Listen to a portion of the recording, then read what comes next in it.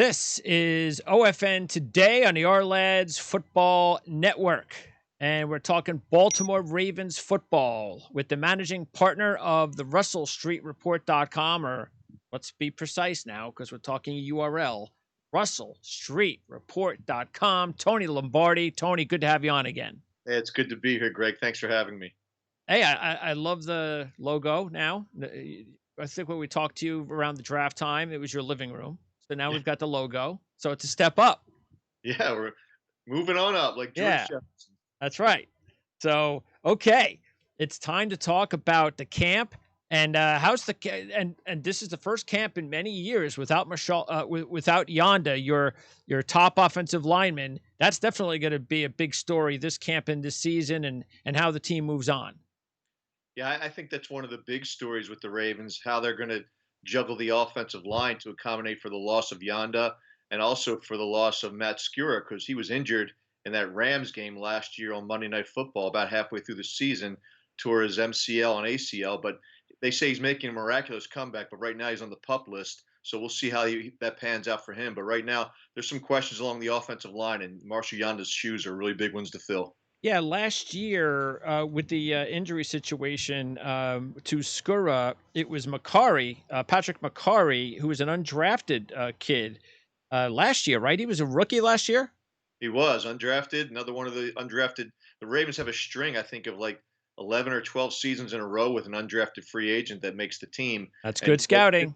he did a nice job last year in place of Skura, and a lot of people didn't think he could, but he's going to compete for that job. But I think most of the coaches believe that it's Skura's job to lose. All right. Overall, though, the team added Fluker in free agency and Bredesen, who was one of our lads' top-rated guards.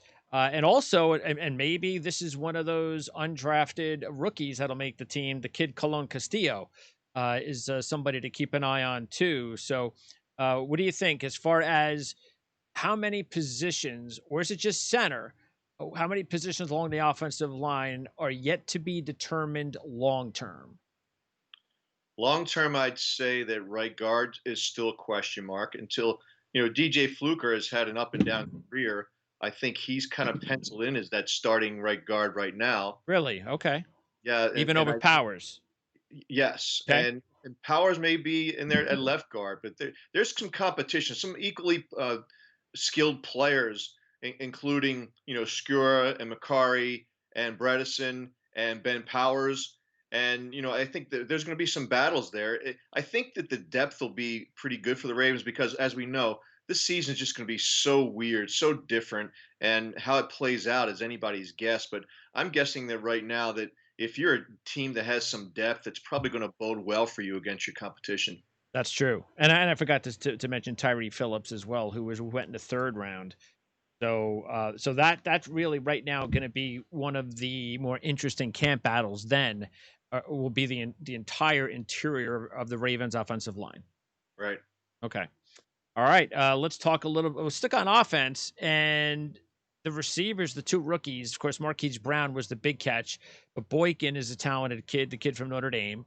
We talked about the two rookies, Duvernay and Prochet, that were picked up around the draft.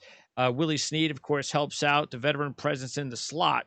On paper, this looks to be the most talented receiving group depth wise with young talent that they've had in quite a while. Yeah, I think they did a nice job with the draft. And you mentioned Boykin at the top of the receiver explanation. And I think with Boykin, he's a guy that played so well during camp last year, almost to the point where some people covering the team were saying, "Man, this guy looks, like the Cincinnati receiver." The name's escaping me right now. The All Pro So receiver, AJ Green? AJ Green, right? So I mean, he's built like him. He was making contested catches like AJ Green. And when you do that kind of thing in camp, you hope that it progresses into the preseason games. It did not. And I think that left some people with their heads scratching because he just stood out so much during practices. But a lot of people think that he's had a year to progress, a year to really get indoctrinated into the system, a year to be a professional with his body, etc. So they're looking for him to make a push this year to be a starter, and I think if he doesn't end up being a starter, that'll be deemed as a short-term failure, and they'll be keeping a close eye on Boykin. With the other guys, Duvernay, He's a guy that I liken to Deebo Samuel for the 49ers, just a guy that once he gets his hands on the ball, just is a real good runner after the catch. And I think one of the scouting reports that I saw, Greg, was that they called Duvernay a guy who just hates mankind after he catches the football. So Okay, that's like that cool.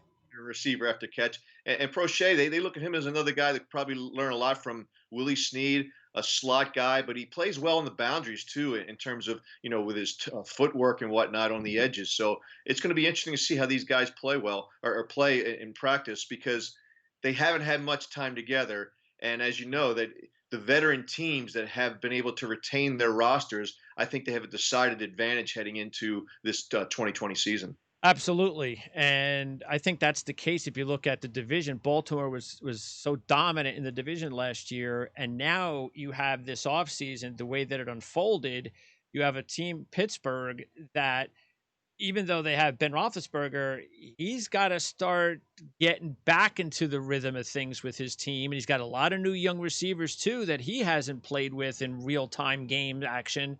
So there's that. Uh, but hey, they still have Mike Tomlin, and they're an edge over Cleveland and Cincinnati. But both, you got Cleveland with a new coaching staff, and you have Cincinnati with a rookie at quarterback, and a bunch of other young players. So the team that dominated the division last year has the edge as far as the offseason, the way that it turned out this year. And that spells pretty bad news for the rest of the division. Yeah, I think the Ravens are in a good spot. Their coaching staff, when you have a 14-2 team, Greg, that retains its entire coaching staff and front office, that's kind of, rare in and of itself. So when you're bringing all those guys back, you have continuity in the organization, you have continuity on the field. And someone was asking me today what I thought would be the starting 11 guys on the Ravens offense. I got to think that it's going to be almost the same exact offense as last year because you don't have that time to prepare, and coaches lean on guys that they can trust, and they might not be able to trust those guys going into the early part of the season. It may change as the season develops. The same with the Cleveland Browns. There's a team with a new coaching staff, and I think that works at their disadvantage heading into the season because let's face it, they are a talented roster. But at the same time, getting acclimated to a new coaching staff, new terminology, a new way of looking at things, I think the Cleveland Browns will be a bigger threat in the AFC North the back end of the season than they will be on the front end of the season. Yeah, I get the feeling that the Browns this year are going to live up to their hype last year. So I think that even though it's a new coaching staff and a rookie head coach, still, I think they're just too talented. This is a much better coaching staff, so I think they're going to be able to get the best out of those players. And like you said, maybe because it's a new coaching staff and a little bit of a new scheme for Baker Mayfield to learn, and everybody's got to get acclimated and so forth. Yeah, I agree with you. It may not be early in the season, but by the end of the season, I wouldn't be surprised if for some reason Baltimore is not already 2 or 3 games ahead of everyone else. Cleveland could be there battling for not just a playoff spot, for possibly a division title. I would stick basically with a playoff spot for year one. That all depends again, like I said, how much Baltimore gets better than they were last year. That's the interesting thing because they won so many games and they dominated the division. But Pittsburgh got the quarterback problem. Cincinnati was terrible. Cleveland was terrible, and now all three of those teams are going to be better. Yeah, you're right about the Ravens and how do they get better. And I think it starts with the MVP. Here we are talking about the MVP of the league, but you want to see him get better in the passing game. And what the Ravens are defining as getting better in the passing game is downfield. He's practiced a lot with receivers in the offseason, trying to stroke the ball downfield, and also outside the numbers where he struggled in the past. So if he can show the improvement from year 2 to 3 as he showed from year 1 to 2, I mean, he could be knocking on the door of another MVP season. Yeah, that's the thing is that you don't want to be too one-dimensional, especially it does, I don't know. I don't think we've ever seen maybe well, we have. We probably have to go all the way back to I don't know, 70s or maybe it was Kick and Zonka where it was just a Right. run-oriented team that I don't even know if Greasy threw more than 10 or 11 passes in that Super Bowl win, something like that. But so it doesn't mean it can't happen, but you would think that if this team is going to take the next step, that the passing game has got to open things up for not in the regular season, but in the postseason. Because Right. if you come up with against a team like they came up with last year that does a decent job trying to make them one dimensional, stopping the run game and forcing Baltimore to pass, then Baltimore has got to make the other team pay for that. I agree, and I think what they learned last year in that playoff game against the Titans is that they need to be a little bit more patient as a coaching staff too, because when they got down by Yeah, what was 14 points, it's almost like they thought they were down by 28 points, yeah, and they just got a little panicky, started having Lamar throw the ball way too many times, yep, and I good think point. and I was kind of surprised by that, Greg, because Greg Roman, if you remember, I think it was the NFC Championship game in 2012. That's 2012 season. They got pretty far behind the Atlanta Falcons in that game, but they stayed with the run and got back in the game and ended up winning the game and played the Ravens in the Super Bowl. So I was a little surprised that they pressed the panic button like that last year. But it's one of those things. There's a lot of confidence in Owings Mills, Maryland, where the Ravens are headquartered, and I think they've got a chip on their shoulder because they've been one and done in the last two seasons in the playoffs. See, that's interesting because Greg Roman is basically this offense. I mean, he brought the offense from the Kaepernick San Francisco offense to this organization, and it's running perfectly with Lamar Jackson. But then you have some issues in the playoff game last year. I'm sure, as most fan bases will do after a playoff loss, they'll start blaming coaches and players. So I'm sure there's a lot of blame to go around with Greg Roman. But that's interesting because if there's another disappointing playoff exit or something like that this year, what do you do? I mean, Greg Roman has been very responsible for what's going on with Lamar Jackson. How do you handle that? Is there an answer? I mean, is there a quick answer to, well, if Greg Roman doesn't work out, yeah, we could probably go to this guy. How much do you think that's tied in, Greg Roman and Lamar Jackson? I think they're tied in pretty tightly, and I'd be really surprised even if they do go one and done again in the playoffs this year. John Harbaugh is a very loyal coach, Yep.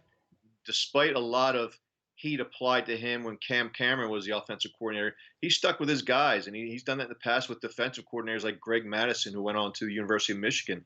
And so I don't think that he'll bail on Greg Roman. I think that they see that he's really well situated for Lamar Jackson's skill set. And I think you'll see the offense develop even more this season as they've had some time to really work with Lamar, whether with the playbook and whatnot. But I think they'll build upon what they did last year. And I'd be really surprised if they abandon Greg Roman, even if they do go one and done in the playoffs. Okay, now as far as Dobbins, that we talked about that a few months ago. That was such a huge gift for the Ravens to get a player that could end up being the top running back in this class, to get him where they picked him up in the second round.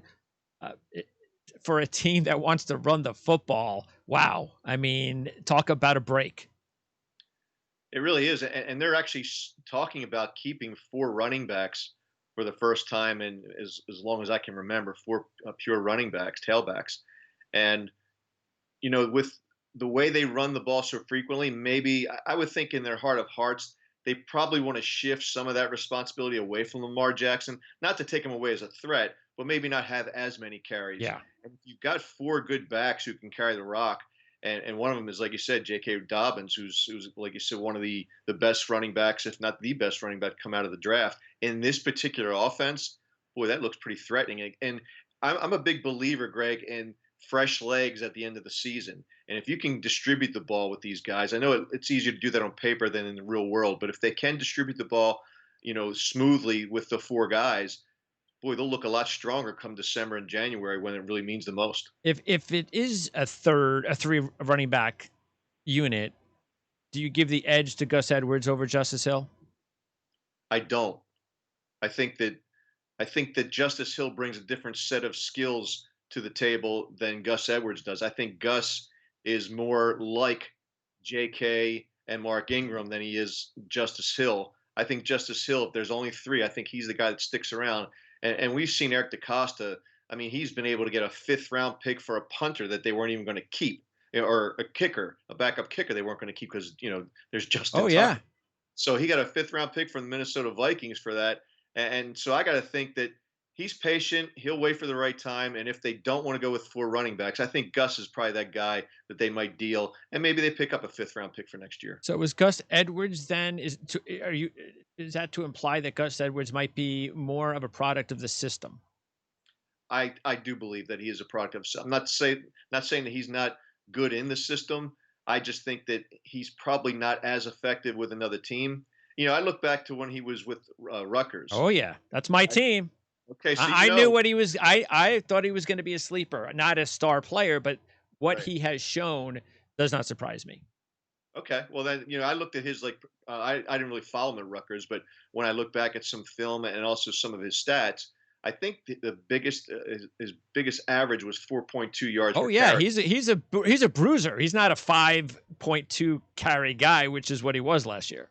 Right. So the system I think helps. I think the system, because Lamar spreads the field so much Yep. and because he makes defenders pause momentarily more so than other quarterbacks, I think that momentary pause gives not only the running backs an edge, it also gives the offensive lineman an edge. Yeah, and you got to believe that the defense, if Gus Edwards is in the game, he's probably like the fifth player that they're worried about when he's on the field, if he's the number one running back. And that opens Right. things up for him. So, Exactly. So okay, let's and with talk. Marquise Brown really, I don't know if you've seen any of his workout videos from this off season, but Yeah.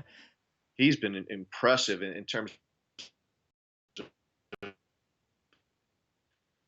almost embrace Lamar's approach that anything short of a ring is a failure for a season. So he's out there really working, and he was hurt most of last year. They didn't publicize that because they didn't want opponents to know that, but he couldn't run in 2019 the way he will in 2020, and I think that spreads the field even more for guys like Mark Andrews and Willie Snead. Yeah, because I have to believe that when we look back, let's say 5 years from now, when we look at Marquise Brown's statistics, I think we're going to look back at his rookie year, as the lowest average per catch of his career, because he's not a 12.7 per catch guy. He's more No, like a 15 or a 16-yard average guy. He is a game breaker. He is a guy that when he gets his hands on the ball, watch out. That just wasn't the case last year. no, it wasn't. And if you followed the Ravens closely, it almost looked like he was instructed not to take hits because they needed him on the field. They knew he wasn't 100%. So there were times when he would run out of bounds uncontested, times when he was about to be tackled and just kind of went into a fetal position, almost like when Peyton Manning would get sacked. It kind of looked like that. And so I think that you'll see a different guy on the field. He's built up some of his muscle mass, so I think he's preparing himself to be able to take on those hits that he dodged in 2019. All right, defensively, Derek Wolfe and Calais Campbell were the two big additions. Campbell, of course, was the biggest one for the entire team in the offseason, the trade from Jacksonville. Wolfe is going to be a nice, dependable defensive lineman. They also added two middle round linemen. So, and then throw in the two top linebackers, Queen and Harrison. There's some fresh faces, veterans, rookies, but some talent for sure, led by Calais Campbell. Yeah, one of the things that the Ravens struggled with last year was getting to the quarterback without blitzing. And that still may be the case, but having guys like Wolf and Calais Campbell kind of collapsing that middle, where the Ravens struggled is they couldn't push the pocket last year, and that allowed opposing quarterbacks to step up into the pocket and buy some time. So the guys on the edges couldn't get home.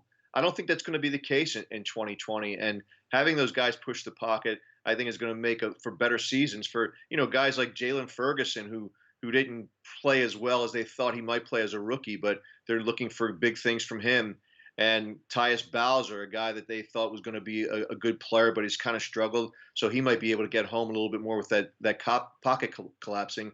And then, of course, there's Matt Judon, who's the franchise player, and he's looking for that big payday. So add it all up, I think they're going to get more pressure on the quarterback. And with that impressive secondary that they have, I think that that's going to bode well for the Ravens defense. I think you're going to see them being a top 5 defense once again. Yeah, what makes the difference between Baltimore's good defenses and even very good defense and their special defenses is their ability to rush the passer, like you said, without having to blitz, and to have some really excellent pass rush, edge rush players. And Judon, even though he's a solid player, led the team with 9.5 sacks, but they need more than just Judon. Right. Um, do they have that on the team? Is that what they're looking for from Jalen Ferguson? If you had to wager and pick out one player that could possibly be that 1A, 1B, or maybe the top edge rusher on the team besides Judon, who would it be? I would say it would be Jalen Ferguson. I think he's shown that in college, at the college level, he was, he's a guy that needed to work on his moves. He was just all power. He was just, one of those kind of guys with his bull rush.